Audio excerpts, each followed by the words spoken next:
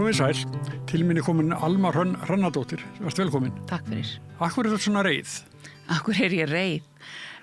Ég varð reið þegar var farið að tala um kynferðisbrot gagnvart börnum og það foreldra ætti nú að fara að láta í sér heyra því dómskerfið væri nú ekki að virka eins og það ætti að gera. Já. Og hafandi svo sem reynslu af þessu blessaða dómskerfi út af kynferðisbroti barns að þá varði bara svolítið reið yfir því sem foreldri að eiga að fara í enn eina baráttuna því að ég er búin að standa mína plikt í því að svona vinna með skólakerfinu og annað með barn með fullt af greiningum og sem passar ekki kassan og þegar það bættist þarna eitt enn ofan á að þá varði ég bara svolítið mikið reið. Og ég svona, við búum í landi þar sem við höfum alltaf forsendur til þess að kerfin okkar bara virki. En þau gera það bara ekki alveg. Nei, sko, hvað er það mörg ár síðan að? Það eru 10 ár síðan að við fórum í gegnum þetta brot. Og þér finnst sem sagt kerfið ekki hjálpa? Sko, í okkar tilfelli þá var fullt af hlutum sem voru bara ekki í lagi og það sem að ég hef aldrei orðið svona reið út af þessu máli eins og ég varð bara núna. En það sem að mér fannst erfiðast að gerandi náttúrulega fekk ekki meðferð eða viðeigandi stuðning. Þá í gegnum allt máli var aldrei talað við mig. Nema kannski lögreglan talaði helst við mig eins og glæpamann fannst mér. Mér líður náttúrulega illa að fara í gegnum þetta alveg eins og barninu mínu líður illa að fara í gegnum þetta. En það talaði enginn við mig í gegnum allt þetta ferli. Þetta var eins og málið kæmi mér bara einfallega ekki við. Og þú náttúrulega sko móðir barnsins sem að sárt að binda. Og ég er búin að lesa en ég er búin að lesa sem skrifaði og þar á meðal sko segiru að það er bara eina samskiptin voru eiginlega hvað þú ættir að mæta næst eða hvað ættir að gera næst með dregin. Ég þarf náttúrulega að mæta í fyrsta lagi þarf að reka eftir barnaverndarnefnd að máli fari fyrir og verði tekið fyrir í barnahúsi sem er náttúrulega fyrsta stopp í svona málum hjá börnum og ég þarf að reka eftir því. Og mér fannst það ekki í lagi og þeir segja að máli þarf að fara fyrir dóm innan mánaðar af því að börn svona lítil þau gleyma og við þurftum að bíða 2 mánuði eftir að máli færi fyrir dóm og ég náttúrulega mæti þarna aldrei tala við mig en ég mæti með barni 3 á að mæta og það mætir fyrir dóm og svo kemur manneskjan sem að stýrir viðtalinu þarna fyrir dómara og segir bara barni myndi ekki neitt. Fyrir sagði hvað? Að barni myndi ekki eftir brotinu lengur og hún sagði við mig sem að ég mun aldrei gleyma hún sagði þetta er alltaf að gerast þetta að málin taki það langan tíma að börnin gleyma þeim að þetta er vitað og þetta er þekkt þegar svona lítil börn er að ræða að þau gleyma málinu og þess vegna þarf að taka þau strax fyrir dóm en við biðum alltaf og ég þurfti alltaf að ýta og þess vegna féll engin dómur en ég sem betur fyrr var í þeirri stöðu þarna að bara geta fundið sálfræðing út í bæ sem hafði unnið í barnahúsi þekkti þessi mál og hún sagði við mig eina setningu sem hjálpaði mér mikið í gegnum allt þetta ferli og hún sagði barn á þessum aldri hefur einfallega ekki vit á því að vera að segja ósátt þannig að þú verður að sætta þig við að þetta er það sem gerðist og þá náttúrulega kviknaði ljós fyrir mér ef einhver hefði sagt þetta við mig úr kerfinu eða einhver hefði getað stutt mig í því hvernig ég ætti að tala með þetta við barnið eða hvað og hún sagði mér líka að það veri algengt að minningar kæmu upp ólingsárum og þá væri gott að leita aðstoðar til að vinna úr málinu og það er akkurat það sem við erum stödd í dag. En hvað var hann ungur þegar það var brotið á hann? 4 ára. Og það er sem sagt krakkarna þessum aldrei þau sem sagt ná að gleyma en svo er sko möguleika að rifjast upp yfirleitt ólingsárum.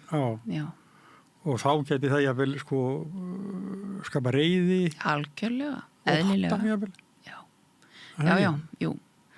En við erum að vinna í gegnum það mál núna og þetta bara hellingsvinna framöndan sem betur fyrir kerfi til þess að grípa okkur núna en það sem ég hefði náttúrulega viljað vita í þessu eins til dæmis hefði ég átt að ræða þetta einhvern veginn við barnið minningarnar komu upp hjá barninu fyrir nokkurum árum en barnið hélt alltaf að það myndi enginn trúa því að það var kona sem var gerandi og þetta er náttúrulega hlutur sem að er náttúrulega bara alls ekki í lagi ég hefði viljað vita, og ég hefði átt að vita meira en akkurat þegar við erum í stöðunni verandi að reyna að bara synda í gegnum þessa súpu af alls konar tilfinningum og málinu sjálfu að mæta til lögreglu, að mæta í barnahús og annað að þá ekkert mikið rými til þess að fara að hugsa hvað ég að gera eftir árið 2 eða 3 eða 10 En hefur þetta rifjast upp hjá sinni þínum? Já. Og hvernig brýst það? Verður það reiður eða? Bara, það mikil reiði, já, algjörlega. Og náttúrulega bara alls konar tilfinningar. Já. Og hann man eftir konunni sem braut á honum? Já. Það man eftir brotinu sjálfu. Þetta var manneskja sem var búin að vera töluvert inn á heimilinu, já, en ekki tengt fjölskylduböndum eða vinaböndum í raun, nei. En þú mér finnst þú þekkir þessi mál greinilega mjög vel. Ágætlega, já. Já, og þú segir það er svo margt sem er að. Já. Og svo segir mér þess að þegar þú vinni í þessu, ég var ennþá reiðari. Já. Og þá var sem sagt frétt í sjónvarpinu stöðu barna sem ekki passi bóksið, ekki? Og þá var ég örmagna vegna skólaskyldu og kerfi sem komið í þrot. Jú, ég hef náttúrulega töluvert bæði skrifað þetta og talað þetta að barnið mitt með fullt af greiningum. Já.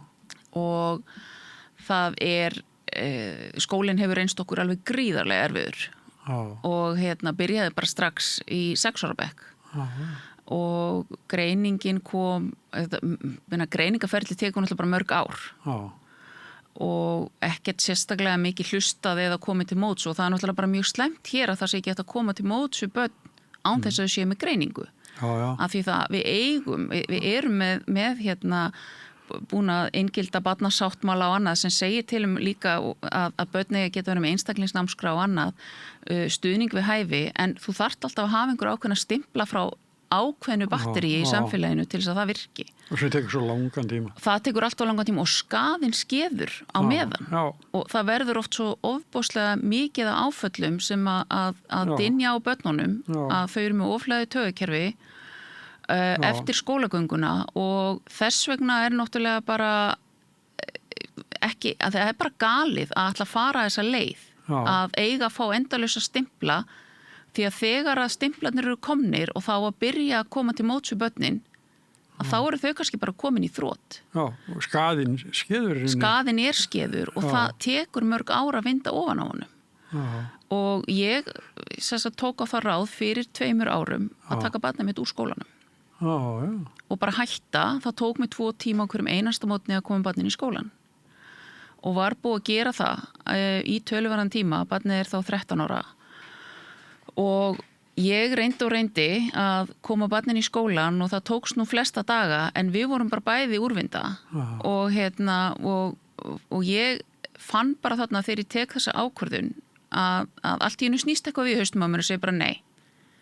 Við erum að valda okkur báðum skaða. Þú veist, og ég get ekki haldið áfram sem foreldri að valda mínu barni skaða. Þannig að ég sagði við þurfum að fá pásu. Og barni fór úr skólanum á þessum tíma fyrir 2 árum og fór ekkert aftur það árið. Var lítið árið eftir. Þó að skólinn reyndi og þeir réðu inn fólk og það mátti ekki vera minni en 3 starfsmenn með mínu barni í skólanum. Ég náttúrulega bara 24 tíma sólarhring, 7 daga vikunar, 365 á ári, en það þurfti 3 starfsmenn í skólanum til þess að sinna barninu. En það dugði einfallega ekki til, því skaðinn var bara skeður. Og ég hristi bara hausinn yfir því sérfræðingur, þetta er ofboðslega fínt fólk. Það ekki málið. Nei, skil.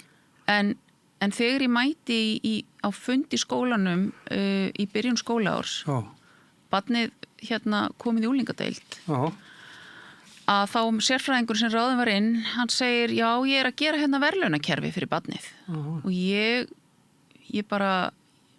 dró andan djúpt og sagði bara, já, ok, ég búin að segja það núna frá því barnið byrjaði í skóla 6 ára og nú það 14 ára að verðlaunakerfi hafa aldrei virkað. Og fyrir utan það að við erum að tala eldklárt barn. Og að allast til þess að þegar þú kemur í úlingadeild að þá ertu með verðlaunakerfi til þess að fara að vinna vinnuna þína, það, þú veist, ég sagði bara allt í lagi, prófið þetta bara. Þú veist, reyniði, en að sjálfsögðu kom það í ljós eins og ég vissi, eins og var búið að reyna að gera öll árin áður í skólanum, að það virkaði ekki. Nei. Þú hafðir enga trú á því? Nei, ég var búin að reyna þetta. Ég var búin að gera þetta árum saman. Skólinn var líka búin að gera þetta árum saman. Verðlaunakerfi virkaði ekki. Þú veist, það virkaði kannski einhverja daga. En þú veist, og þú getur gert þetta við börn, en þau eru út með úlinga þá bara, nei, sýnu þeim aðeins meiri virðingu heldur það. En líka þetta, þú veist, að eiga að mæta inn, skólar eru stórir vinnustæðir og það bara fullt af börnum sem eru í þeirri stöðu og þau eru með oflæði taugakerfi og þau ráða bara einfallega ekkit við að vera inn á kannski 700 manna vinnustæð. Bara það eitt að ganga, þú veist, þetta bara eins og að ganga inn í Kringluna bara á góðum degi. Þetta tekur bara hellingsorku bara að mæta inn í skólan. Allir gangar fullir að krokka upp. Já. Og alltaf umgangur og alltaf háaði og þannig að barnið mætti nánast ekkert í fyrsta árið í úlingastígi. Og þá sótti ég loksins og þá mátti ræða að barnið færi í einkaskóla á netinu og núna í Ásgarðsskóla og búin að vera núna þetta árið í Ásgarðsskóla og það bara allt annað. Viðhorfið, kennararnir eru alveg ofboðslega flottir, hafa mikinn skilning á því og bara starfsfólki yfir höfuð að og gera svona nálgast hlutina þessu öðruvísi. En það er bara á netinu þá? Já. Það þarf ekki að mæta? Nei, það hjálpar til. Líka bara við félagsleg tengsl sem að margir hafa ekki trú á, en það bara þannig að fyrir suma það auðveldara að kannski kynnast í gegnum netið og eignast vini og þá auðveldara að fara að hittast síðan. Já.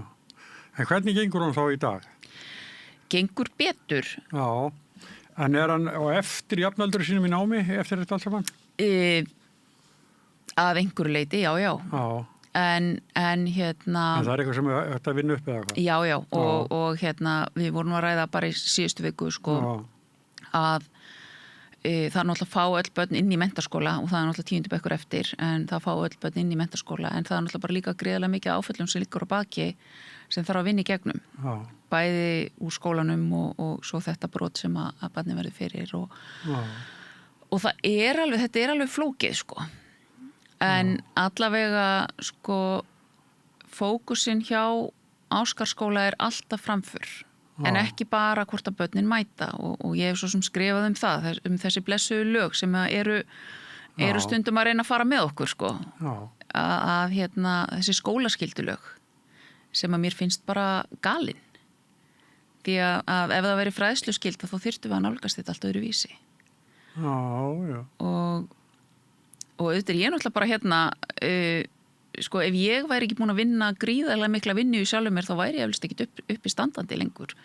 því að þetta bara þetta drullu erfitt að fara í gegnum þetta að vera alltaf að reyna að leita leiða og það bara boxið bara svona þetta er svona heft þig svolítið kannski í þínu lífi þetta náttúrulega bara skóli og lærdómur að fara í gegnum sko. En ég meina ég þarf að vera til staðar ég náttúrulega bara þarf að mæta ég þarf náttúrulega bara að passa upp á barnið og það mæti, ég þarf að mæta á fundi í skólanum og hjá kennurum og bara á ýmsum stöðum til þess að sinna barninu, þetta hellingsvinna ef ég væri ekki að vinna hjá sjálfur mér þá væri löngu búið að reka mig sko. Ég get ekki verið í vinnu einhverstaðar frá 9 til 5 út í bæ. Nei. Það gengi bara ekki upp. Það er ekki raunhæft. Þú varst ágætur í vinnu? Ég var í mjög góðri vinnu, já. Ég var verkefnastjóri í hugbúnaðarfyrirtæki og var búin að fara svolítið á milli fyrirtækja að stýra stórum verkefnum. Og ég er náttúrulega brenn illa út í þessu. Á þessu tímabili þegar að vandamálin byrja í skólanum og það er mikið álagi vinnu og heima og ég var stanslaust að fá hringingar heim að tala við barnið og barnið væri ekki svona og barnið væri ekki hinsegin Þetta er hérna sko brotalaminnar eru þessar að það er fyrst er dómsmálið og gekk það til dóms? Já, það fór fyrir dóm sko en það var ekki dæmt að því barnið náttúrulega myndi ekki lengur og það voru alls konar hluti sem komið þar upp sko bæða ég að reka eftir barnaverndarnefnd til að gera eitthvað í málinu og íta eftir ég að komast í barnahús og svo veit ég að lögregla voru ósátt við vinnslu barnaverndarnefndar þar sem við byggum þá og annað og þannig að það er alls konar svona hluti sem kom upp í því og náttúrulega líka þú veist það var aldrei, fyrst það var ekki dæmt þá vildi síðan enginn tala við okkur meir skilur og ég bara alltaf hvað svo en þá voru við bara komin út úr kerfinu og það var ekkert ekkert sem greipan það var ekkert sem greip okkur þá sko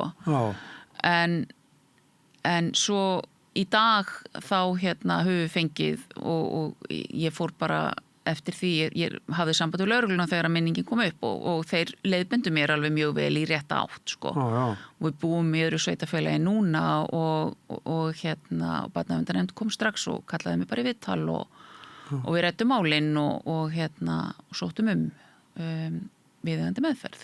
Þannig að það gekk allt bara nokkuð vel. Og líður honum betur í dag? Meðferðin er bara að byrja núna. Meðferðin er bara að byrja núna. Er að byrja? Já. Er það bjartsýn? Ég er bjartsýn, já.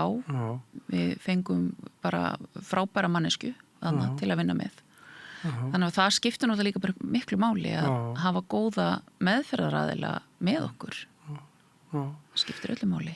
En þessi þrautaganga sem er búin að vera í 10 ár.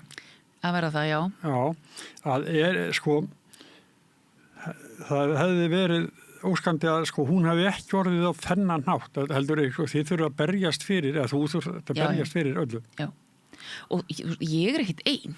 Nei. Það er bara fullt af foreldrum að núti sem að eru sko dottnir út af vinnumarkaði annað og jafnvel bæði foreldrin ef það eru 2 foreldra að ræða. Ég held að maður standa ein vaktina allan tíman. En það er bara allt og mörg börn sem að geta ekki og þetta snýst ekki að börnin vilji ekki mæti í skólan. Nei. Þetta skólaforðun er alveg rosalega ljótt orð finnst mér. Og það er snýst ekki það að foreldrarnir séu bara ómögulegir og standi sig ekkit í því að koma börnunum í skólan. Því að ég spurði einu svona að því í skólanum, í hverju skólanum sem barnið var í.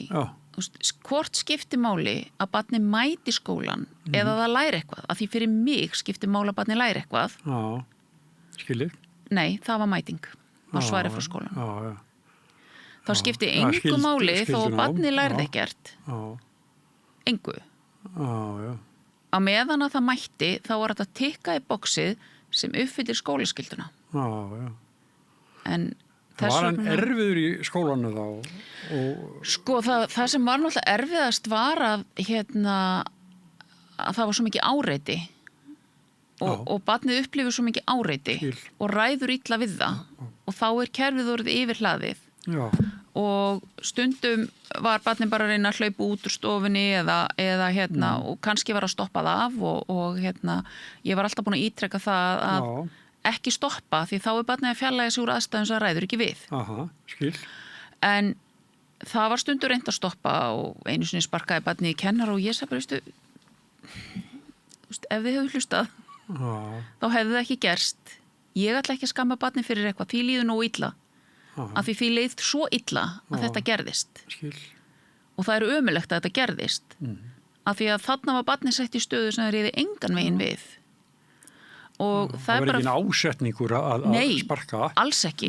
Það var að reyna að fjarlæga úr aðstæðum þar sem það höndlaði ekki lengur og þetta gerist og það ömurlegt að vera í þeirri stöðu að kannski skaða aðra mannesku eða meiða með alveg sama með hvað hætti það en þetta náttúrulega situr í börnunum okkar sem að eru í þessari stöðu að þeim líður illa yfir þessu. Í gær mismælt í Inga Sæland menntamálaráðherra sig í ræðu á Alþingi og sagðist vera búin að vera ráðari í 100 ár. En það var 100 dagar. Þetta vakti svona kátur í þinginu. Jú. En líklega breytist þetta allt þegar við breytum einkunnarkerfinu í skólunum og lokum foreldrahúsi. Við erum jú með forgangsröðun á hreinu. Já, akkurat. Það varð að koma pínu kaltæðinni þarna með þessu því að við eigum bara við svo miklu stærri vanda að etja heldur en bara hvort við skiljum einkunnirnar eða ekki. Þær skipta bara ofboðslega litlu máli í öllu samhenginu ef að börnunum okkar líður ekki vel að þá munurinn á B eða 8 hann ekki droslega stór. Nei. Þetta skiptir ekki öllu máli og ef að fókusin þarna að hvernig erum við þá að leysa vandan því að við náttúrulega sjáum ítrekkað að það eru börn í vanda sem ekki fá stuðning við hæfi og ég finn alveg óbærslega mikið til með öllum foreldrunum sem eru með börn sem hafa kannski leiðst út í neyslu og annað og ég sem betur fer þetta fullt af börnum sem eiga sömu sögu og barnið mitt einmitt og ég bara þakka fyrir alla daga sem það ekki svoleiðis á mínu heimili. En ég skil svo vel foreldrana verandi með, þetta eru börn með fullt áfallarsögu og við þurfum að hjálpa þeim. Við getum ekki lengur sem samfélag bara horta fólki sem í neyslu á götunni og haldið að þetta sé bara eitthvað einfalt mál. Það kýs enginn að vera fíkill. Það kýs enginn að vera í þeirri stöðu að ráða ekki við lífi. Það bara, við þurfum að hafa leiðir fyrir fólk til þess að vinna úr þessu. Og fyrir mér hvert líf bara alveg ofboðslega dýrmætt. Og ekkit bara, börnin sem leiðast út í neyslu, heldur líka bara fullt af einhverju börnunum okkar sem alveg ofboðslega klár, sem enda á örorku 18 ára gömul, að því þau fá ekki viðeigandi aðstoð eða bara samfélagi tekur ekki á móti þeim eins og þau eru þannig að þau fá ekki tækifæri. Þetta sóun. Þetta algjör sóun. Og mér finnst það bara við þurfum að taka þessa umræðu sem samfélag. Hvað skiptir raunverulega máli? Hvort að einkunnaskalinn sé frá 0 upp í 10 eða 20 eða hvort hann sé frá A+ niður í D. Þetta ekki stóra málið í dag. Þetta skiptir bara nákvæmlega 0. Já, einmitt. Við erum að tala um líf fólks. Það er náttúrulega stóra málið að geta hjálpað þeim sem eru hjálpað þurfi til þess á samfélagi að vera væntanlega. Jú, við eigum öll að geta haft einhver tilgang og eitthvað hlutverk í þessu samfélagi. En hvað sérðu svona til framtíðar fyrir sonin? Ég sé mitt barn bara fara, það langar að læra og vill halda áfram í skóla. En ég sé náttúrulega að ég vil ekki að það lokist neinar dyr hvort sem að tekst að klára 10. bekk eða ekki eða fara í gegnum fyrsta ári menntaskóla eða hvað en ég sé mitt barn læra, það ofurklárt en líka það mjög listrænt þannig að barnið situr oft heima og að skapa alls konar hluti, að teikna eða búa til í höndunum þó svo að það sé kannski ekki geta til þess að mæti í tíma. Þannig að það ekki bara setið heima og spila tölvuleiki eða hort út gluggan, heldur það virkni í gangi og það það sem ég horfi á hjá mínu barn og það skiptir máli. Þetta líka hluta lífinu. Geta hugsað sig sjálfur. Börn eiga náttúrulega bara skilið að geta lært það að geta elda sér mat og geta séð sig og allt þetta. En hvað þú þurft að segja upp í vinnunni, en hvað gerir í dag? Ég rek andlegan skóla, Star Coach Academy og þar eru við að styðja fólk við að umbreyta sínu lífi því að ég náttúrulega fór í gegnum mína slæmu kulnun á sínu tíma og í gegnum það ferli þar fann ég ekki lausn hjá Virk. Ég var næstu því 2 ár þar og var útskrifuð óendurhæfanleg og rúmlega 40 kona með 2 háskólagráður ekki alveg til í að samþykkja þetta. Nei. Þannig að ég var búin að vera svona í andlegum málum mjög lengi, svona til hliðar. Þetta var mitt stærsta áhugamál. En ég áttaði mig á því að ég var alltaf að læra eitthvað til að hjálpa öðrum. En ég sneri þarna við og var reyndar með minni bestu vinkonu þarna á þessum tíma í sama pakkanum. Og okkur eiginlega bara svolítið stungi í samband og við förum þarna að sinna okkur og horfa á okkur sjálfar og bara hvað hafi ágengið í okkar lífi og komist að því að við vorum bara ekkert á stað sem við vildum vera. Hvorki bara ánægðir í því sem við höfum verið að gera, tilgangurinn okkar var ekki alveg að skapa einhvers staðar peninga fyrir aðra út í bæ eða við vildum bara vinna með fólki og hjálpa fólki, en fyrst og fremst hjálpa okkur sjálfum. Þannig að við snérum alveg fókusnum við og fórum í mjög massífa sjálfsvinnu sem að ég tel að hafi bara bjargað mér í gegnum allt þetta til þess að halda haus, því að ég fekk nú nokkur komment á greinina mína það vera ekki svona, eigi ekki vera reið, en það alveg eðlilegt að verða reiður. Og ég dvel ekkert í þessari reiði. Það líka svona svolítið vonsviki svona. Já, en það ég var búin að vera reið að deginum. Ég skrifaði þessa grein ekki þegar ég var eitthvað fjúkandi reið, sko.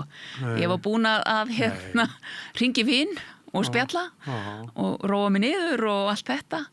En þessi sjálfsvinna hefur skipt svo miklu máli fyrir mig í öllu þessu. Bara að geta, það er ekki bara að horfa í jákvæða hlutina, heldur bara að horfa á einhverjar aðrar lausnir en líka bara hafa hugrekkið til þess að stíga út úr kassanum, eins og bara það að taka barnið mitt úr skólanum. Ég var skítrædd við það. En ég gerði það samt fyrir okkar geðheilsu. Af því það þýddi ekkit lengur að berja hausnum við steinin. Þannig að núna er ég bara að styðja, ekkit bara, ég er að styðja fólk í því að styrkja sig á þessari andlegu vegferð og bara færast nær því að lifa því lífi sem það vill lifa.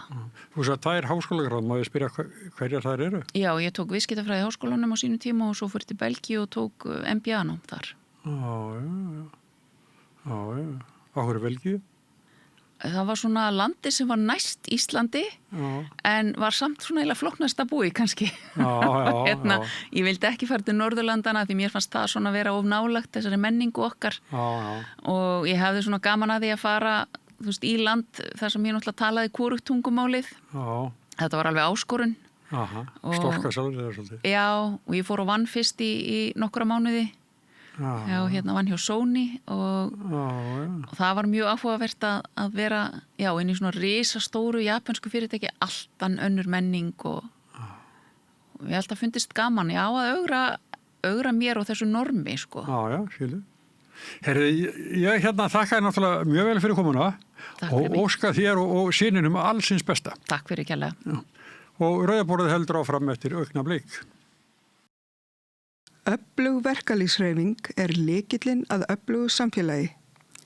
Alþýðusamband Íslands samstillt barátta í þágu launafólks í meira en heila öld.